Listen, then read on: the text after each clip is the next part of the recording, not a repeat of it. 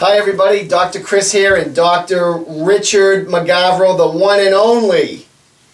We're with Rip It Up, and we're here for you to share ideas today again about ways that you can look at your life in practice that's going to make you excited again and glad that you went to chiropractic school. Right? Yeah. Yep. So today's topic, I made some notes. I want to try to make this one succinct because it's a little of an outside the box idea. So I wrote a few things down that I'm going to share with you guys. I'm going to put my glasses on. This is going to give you an indication I'm not right out of school. So this one's called Find Your Money Pocket. What does that mean? Find your money pocket. What does that mean? We've heard of pocket money. Yeah.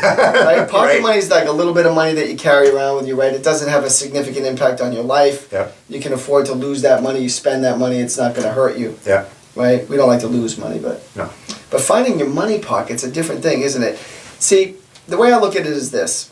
Let's face it, right? It's getting harder every single day in practice to stay profitable, right? With Yep. increased competition, increased deductibles, increased co-pays, increased compliance standards.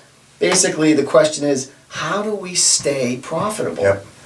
And the answer is this. I think you're going to find your niche. Yep. You got to find your zone, your niche, your money pocket. Yep.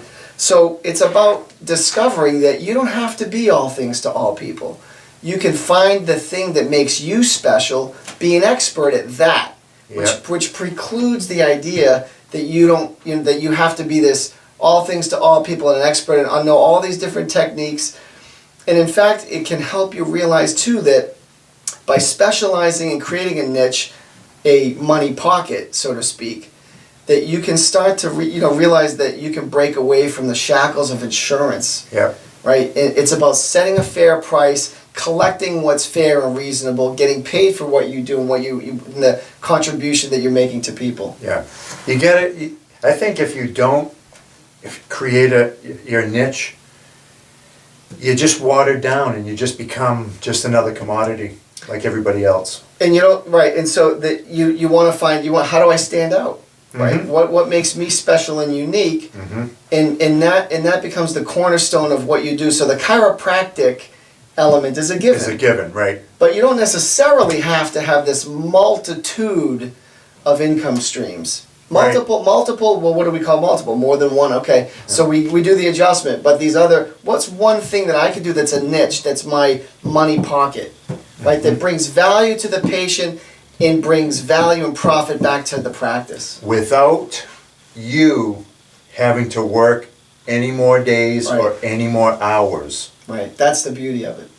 So you want to... So it's efficient that way. Yes. And I can tell you, so in my practice, Yep.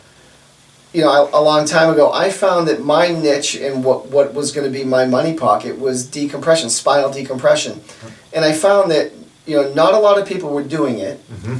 And I was willing to invest, well over $100,000 to get the equipment that I needed to become an expert Yep. at that. And since that, we've integrated that into the practice, and it's become a natural sort of segue from the exam, from the x-rays, from the reported findings, into a very easy discussion about these are the things that we do. These are the corrective things that we do, and spinal decompression is one of those things. Mm-hmm. And we let them know that right out of the gate, and then we say, when it's appropriate, based on these findings, you would be a perfect candidate for that kind of care. Yep. And we let them know what the expectations are, what the expense side of that is, and we help them frame it in the sense that it is an investment in their health. Mm-hmm. But we don't expect those people to make the decision that day. Right. But we integrate the idea into the streamline of the everyday practice. Yep. Beautiful. So it's not an addition, it's not something that comes later, it doesn't require an extra set of hours or Yep. days, it's just part of what we do. Yeah. So that's a beautiful thing. I think I've referred a few people to you over the years. Yeah, I know. I owe you at least a few lunches. At least. Right? Something like that. So, no, that's beautiful. In my office, for years we got phone calls here at the office, and people would ask the front desk people, do you do DOT physicals? Mm-hmm. And she would always say no. Mm-hmm. And then I didn't even think about it. Never thought about it. I didn't even know what they were talking about. Mm-hmm. And then one day, a friend of mine said, why don't you do those DOT physicals? Yeah. And I said, Nick, tell me, what is a DOT physical? What are you talking about? And he told me, explain commercial motor vehicle drivers or people that operate hydraulic machinery, they have to have a DOT physical in order to be certified, deemed healthy enough to operate. Yeah, because they have to renew that certification every, what? Every 2 years Yeah. maximum. Some guys are 1 year, some are 3 months, 6 months, but 1 to 2 years is the norm.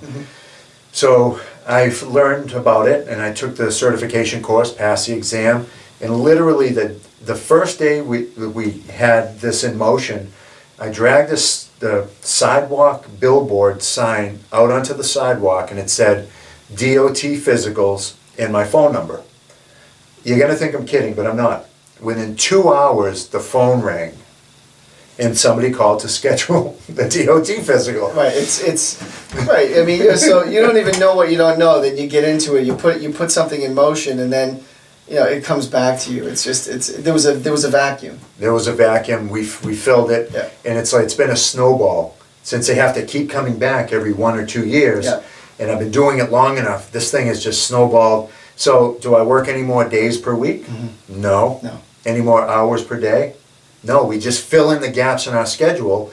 We create. So it's it's just an amazing and I'm thing. sure that as you have evolved in that process, you start to realize what is roughly what you're going to deal with on a week. It's going Right. it's going to fluctuate, Yeah. right? But you Yeah. kind of get a sense of where the opportunities are going to be during Yeah. your normal schedule, where those can go, and that's another thing that you can talk about how to make that work in Right. real terms in real life. But as far as the financial side goes, I know with spinal decompression, it was one of those things that we got really good at pretty quickly. Yeah. And how to present that as a viable option that was going to really help people and not rely on insurance, because insurance won't cover that. Right. And that's something that we've been able to do to stay very profitable in practice and really build up that cash side of our practice. And I know that's the case with DOTs too. Yeah. It's just snowballed.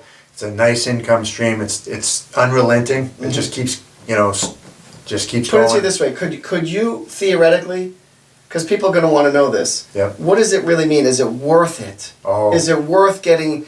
Okay, I don't know anything about this. Do I really want to get into another thing now? And what's the learning curve? What's the pain curve? Yeah. But so just in dollars and cents, just to let people know. So Yeah.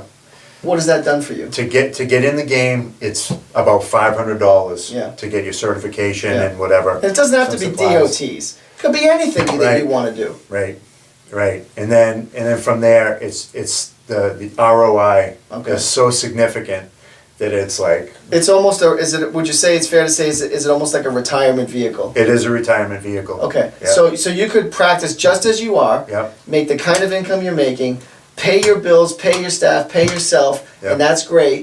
Yep. And keep that money aside. That Yep. could be set aside.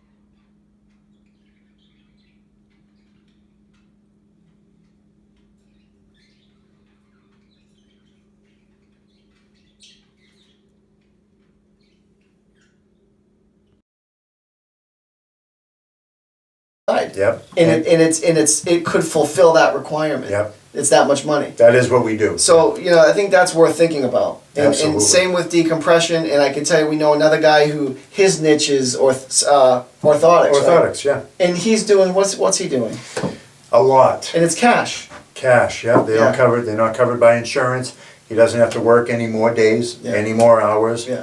And it's just a beautiful thing. And it's sustaining what's already there and what is good and what the patients need. So I know with spinal pelvic stabilizers, I know foot levelers is Yeah. a good group. There's a bunch of good groups. Yeah.